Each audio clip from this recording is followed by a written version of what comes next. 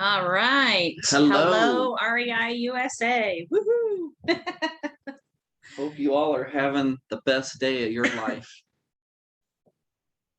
This is Jay and Annie Adkins, as it says on the screen. And we are in Central Ohio, Typically, typically. but right now we're in the beautiful state of Idaho. And we run the super group for Ohio, but we invest all over the country. Yep. Connect with us on Facebook. Jay Adkins. And mine is Annie Buchanan Adkins. Or we're on there as a business as well. And we have a few ways of connecting with us. And the last slide of our presentation will have our email. So if any of you are interested in doing that, that way we can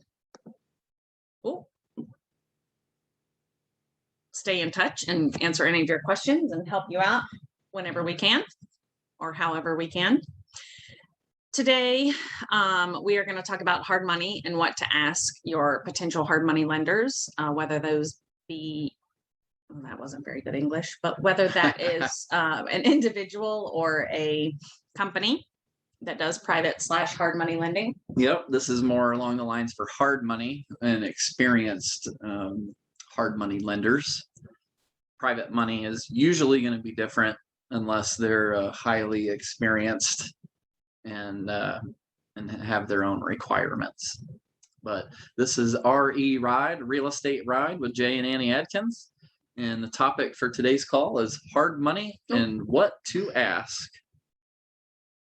That was weird. I thought somebody tried to jump in and couldn't. Did you see what it did? Anyway, going on to the next slide, finally. So it's the top 10 questions to ask, and in all honesty, there may be more than 10, but there's some sub questions, but they're based around specific topics.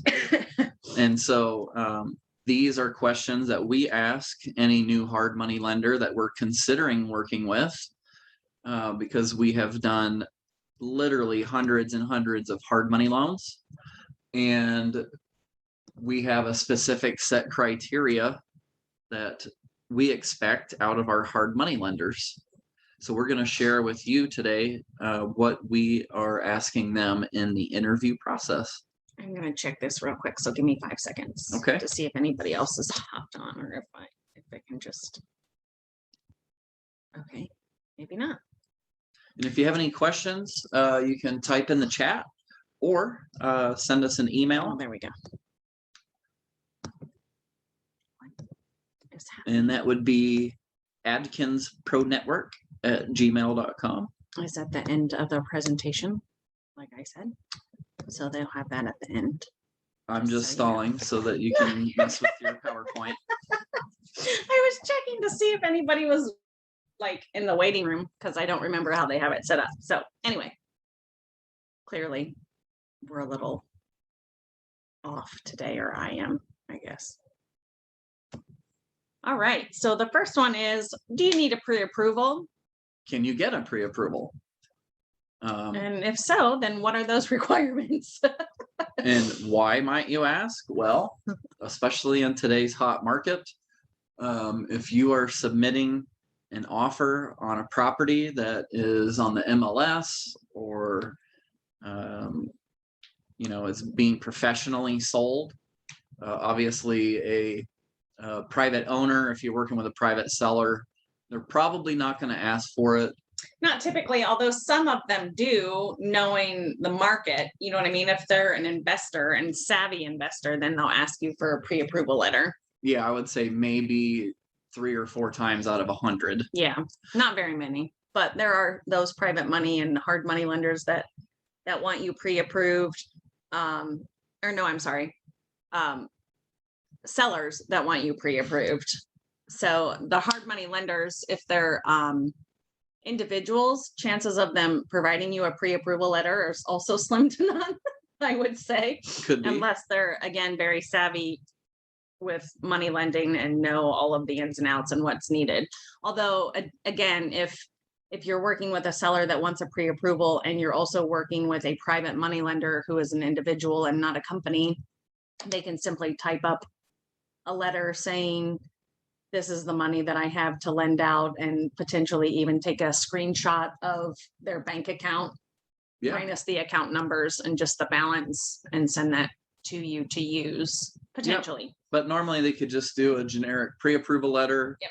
If they don't know how to do it, look up pre-approval letter online, fill it out for them, send it to them, have them sign it, and then submit it with your offer. But the other benefit to a pre-approval is your hard money lender is going to tell you what amount that you can borrow. Right. It's going to be based on, sometimes it's going to be based on reserves, which is typical. There, many hard money lenders want to see that you have at least 6 months of reserve payments in the bank.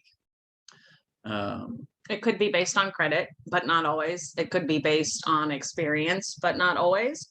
Yeah. It just depends on the hard money and private money people that you're dealing with and what they have set as their criteria, although some of them don't have set criteria at all either. Plus, you want to get pre-approved beforehand, and that's when you're going to talk to them about their terms and conditions. And that, again, that leads into our next slide. Like, they're going to ask you, what reserves do you have? And if so, how much? And some of them require seasoning, like Jay said, 6 months worth of reserves. Or some of them require the money to be in your bank account for 6 months or 3 months, or just sitting there waiting. So that's 2 different types of reserves, honestly. Or seasoning, I should say. Seasoning is how long the money's been in your bank account. And so you may, many of them require that they're going to ask for the last 2 months of your bank statements. And so if someone is helping you with a down payment, some of these lenders require 5 or 10% down of just the purchase price. Some of them want 15% down of purchase and rehab, and will lend up to 80% loan to value. And so you're going to find out those terms and conditions and see if that works with what you have in your budget. So if they don't require seasoning, then you could borrow funds from an outside lender that maybe just has a small 401k, or a family member that has a savings account with some funds in it. In our coaching group, our kids like to lend. They don't have a ton of money yet, and so they would like to lend on a second lien, which could be someone's down payment money. Okay, so just find out beforehand so that you don't get a house under contract, get 2 or 3 weeks into it, and then discover that it needed to be seasoned. And now you can't use that lender, and you may lose. Number one, you may lose your smoking hot deal, and number two, if you provided an earnest money deposit of $1, $2, $3, $4, $5,000, you don't lose your money. So we're trying to prevent you from making mistakes from using the knowledge that we're giving you today. So then one of the next questions that we need to find out typically is how long it takes from contract to close. Meaning, how long does it take for you to get stuff closed from the time you have it under contract until the closing table? How long does it take the lender? Some lenders that we work with are a week. Most of them are 3 or 4 weeks, and we have a couple that are 2 weeks. So depending on how fast we need to close, could depend on which hard money lender that we choose to use. And some of them require, some of them that are longer require an appraisal. So we would, that's coming here in another slide or two. But you want to ask them, like, how quickly can you turn it around? Once I get it under contract, you want to do your rehab budget, dial it in. You should have a generalized rehab budget already, but maybe you really drill down. Maybe you got an inspection prior to or the first day or two of your contract, you got an inspection, and now you know what needs fixed, beyond what just stuff that makes it pretty, right? Uh, and so you're going to want to turn that into your lender as soon as possible, but you need to know from them how quickly can they turn it around. Yeah, so like Jay said, if they need an appraisal, how fast that can come back in. If you have conditions that need to be cleared by their underwriting team, how long does that take? Some places take 24 hours, some places take 48 hours, some places take 3 days. It just depends Yeah. on the place. So all of that comes into play because you need to know how long your private money lender needs to write the terms for as far as their loan is concerned too, Yes. and the contract and all of that. And that's why it's good to get your pre-approval first, because you've already turned in a number of the preliminary documents, as Annie said, and now you're just turning in like the scope of work with a breakdown of the cost, maybe The actual contract for the purchase. whether they're going to get an appraisal or not. We send them our own comparable sales, so they see, the value that we are determining the property is going to be worth after it's fixed, so the ARV, or after repair value. And some lenders will just use that as their comps, but most will require an appraisal or an agent BPO. And so a BPO is a broker price opinion, and agents are that are experts in rehab will go out and assess, does your budget match, and looking at your budget according to what you're putting into the home, what's it going to be worth after it's fixed. So that's why it's important to really be very detailed on your scope of work, so that the appraiser knows what products you plan to put into the house. And then some people, depending again on the company or person that you're working with, as far as your money is concerned, they also require a inspection of sorts or an appraisal of sorts after each draw too.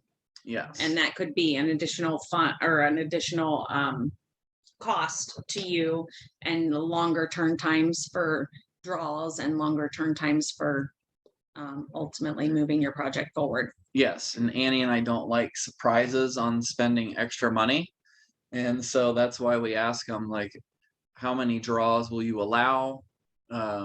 What is the fee for each draw?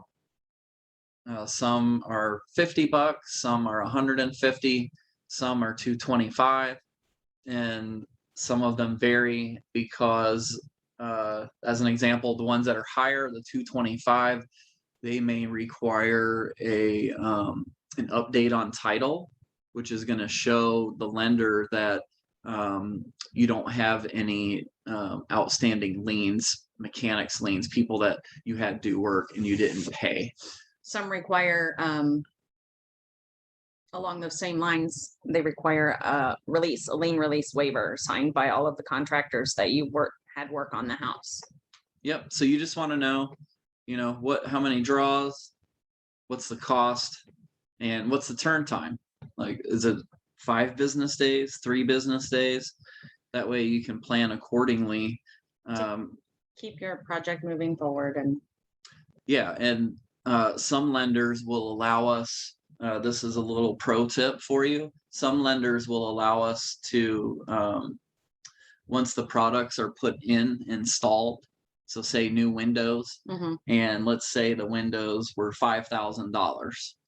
Well, let's just, for easy math, we paid $2,500 for the material, and we haven't paid the contractor yet for the labor.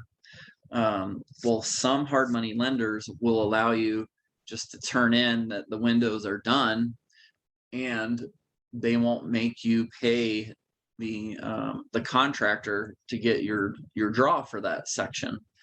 So if that's possible, then you could potentially wait until you get your next draw to pay the contractor for that work. But that's not typical with every lender. So you really want to ask. A lot of them want to see that they have been paid in full lien release waiver's been signed, which says you paid them as agreed.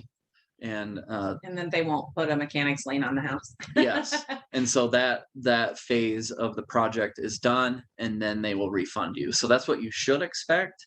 But I wanted to throw that little pro tip in there, because if you do find a hard money lender that will let you do that, then that may give you the ability to rehab 2 houses at once, because you don't have as much capital going out under each phase. Another question that you would want to talk to your private money lenders or hard money lenders about is credit score. Do they require a certain score? Do they check the credit at all? Some people just use strictly experience levels.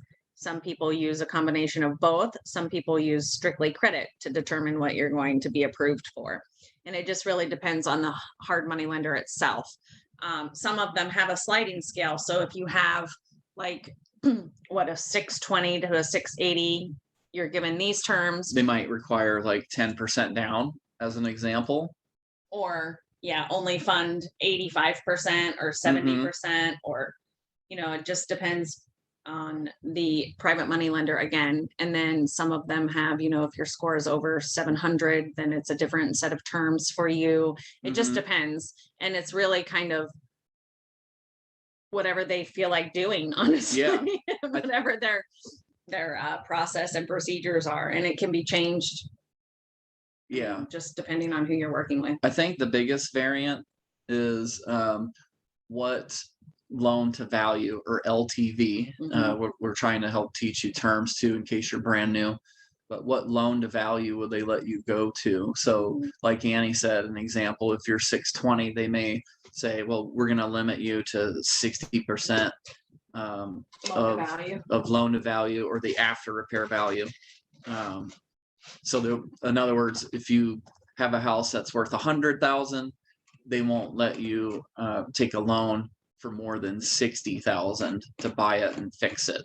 And that usually will, unless you got a smoking hot deal, that usually kicks out most properties. But if you have a 660, 680, 700, then they may let you go to 70% of the after repair value, or 75%. So, or even 80, if you so choose, although we don't recommend that you exceed 70% in our experience.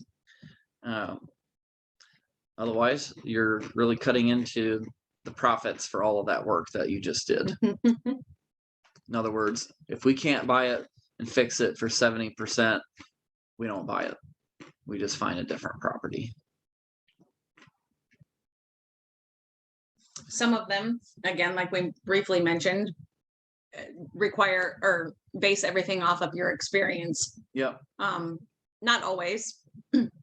Typically, we are seeing a combination of all that we're talking about, in all honesty, with hard money lenders that we're using. We've used private money lenders, private individuals, and we've also used companies that do hard money lending, and literally every single one of them has something different. So that's why we're impressing upon you to find out what those things are before getting too far into the process. So most of them that we're seeing now, they like to see that you've done at least 3 deals. Some of them won't work with you unless you've done 5. And but there are, like we said, there are still lenders out there that will do rehab loans for someone that is new. Okay.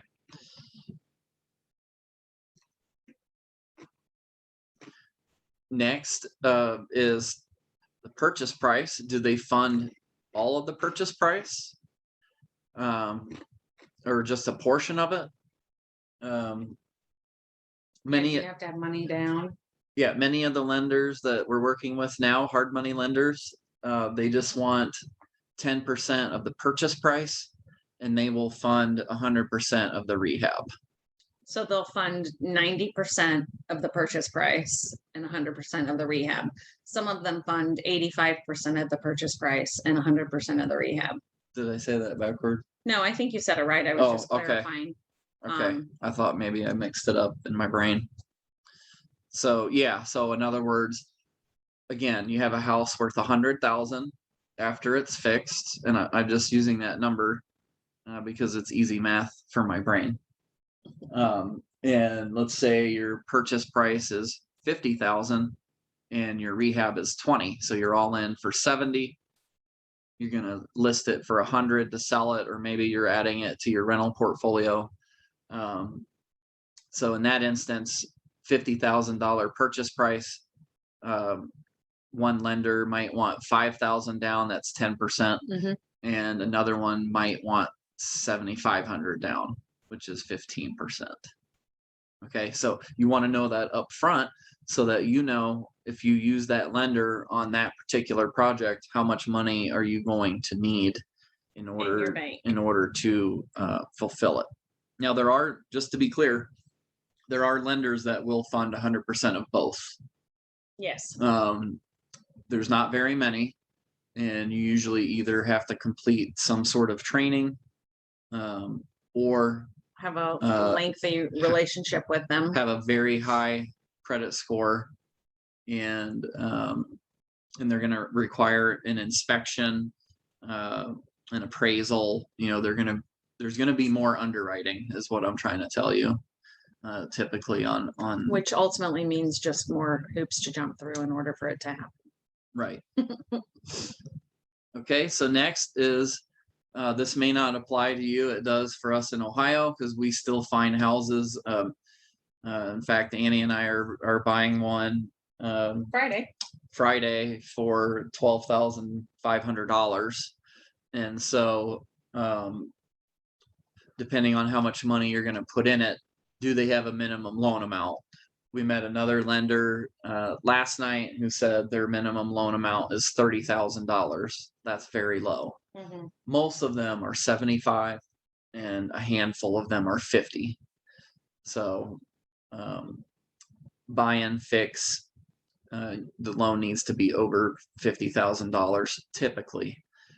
So ask them, do they have a minimum?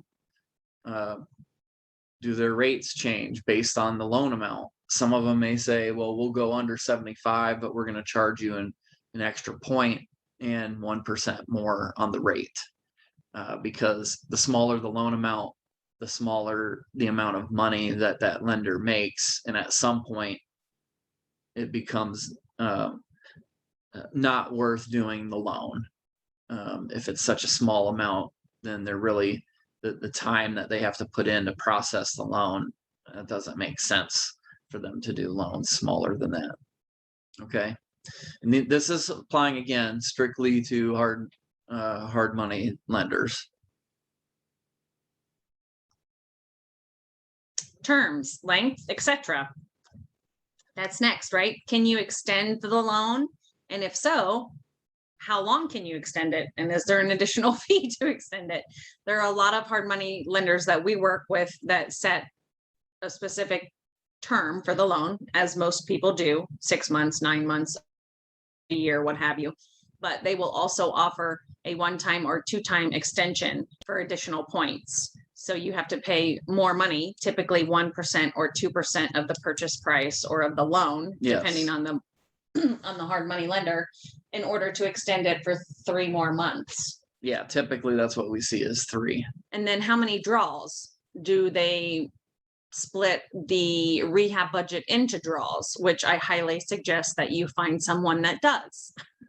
Yes. Do not get all of the money for your rehab all at once, because that's putting you at risk as well as your lender at risk. So that's a flag for me, honestly. Unless it's a really small rehab budget of like $10,000 or $15,000, I don't want to be responsible for all of that money at once, with the amount of hacking that happens in the world today for bank accounts. And I just want to make sure that somebody else is responsible for that money until I need it, so that I don't have to be a hawk on my bank account every day, although I already am. So how many draws can you split the rehab money into? And is there a fee for draws? We work with a company right now. We have several loans out with them actually that charge us between $50 and $100 each time we get a draw. because they have to send somebody out to the property to have it inspected, and then that fee comes out of the draw money. So that's just something that you need to know so that you can plan accordingly. Can they fund more than one loan for you at a time? Just all of the particulars that we basically spoke already about, just kind of winding it up into one slide so that you know all that you can about the hard money people that you're working with in advance, so that you can plan your project accordingly, have the money in the bank if you need it, and just know if there's extra funds that you're going to have to, be so-called nickeled and dimed for. But it's pretty typical in the industry, honestly. And we have a network of private money lenders that work with us and our coaching students. But typically these hard money lenders, when it's split, say it's $30,000 rehab and it's split into 3 draws or 3 phases, you're going to have to cover $10,000 worth of materials and labor. And then you turn that 10,000 in, and then they give you the $10,000 money that you spent back. They issue it back to you after their inspection from a third party. And then you do the next $10,000 worth of work, and then they would issue you back another 10. So you probably won't get all of the money up front, and you probably won't get any of the money up front. So just be prepared that you may need money down. You may need money for an appraisal. And you may need to bankroll your first phase of your rehab. Yes. Which, a lot of people use credit cards for that. Some people actually are using a business credit line as well. They may get a small $10,000 or $15,000 business credit line. And then what's their draw process? What do you need to get? What do you need to turn in order to have funds released? Do they want pictures? Do they want an inspection by an outside party? Do they want lien waivers? Do they want videos from you? Do they want a Facebook Live? Do they want a FaceTime phone call that you walk them through everything? What else have we seen? Appraiser. Some send the appraiser back out to confirm the work was done. Or will they just take your word for it, which is highly, highly, highly unlikely. Just throwing that out there. Not gonna happen. But I mean, if you have an individual that you work with that lends you money and that you have a long-term relationship with, and they know how you do business, it is very possible that you may run into someone that's like, you know what, just let me know when you need the next set. That's probably going to be a private money lender. Right. Not a hard money lender. Correct. No, that's what I mean. It just depends on who you're working with. And I mean, if it's your relative that lends out of his self-directed 401k, or out your grandma that lends you money out of her savings account, she or he could potentially not care as long as the progress is being made. So it just depends on, typically they will send a third party out. And that's where your additional fees come into play for the draws and the inspections and all of that.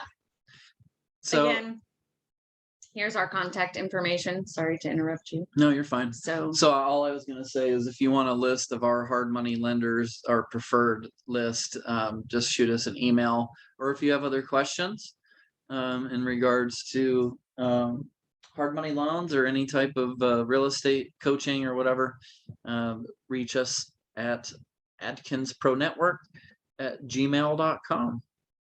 Thanks for joining us today, and you all have a very, very blessed day.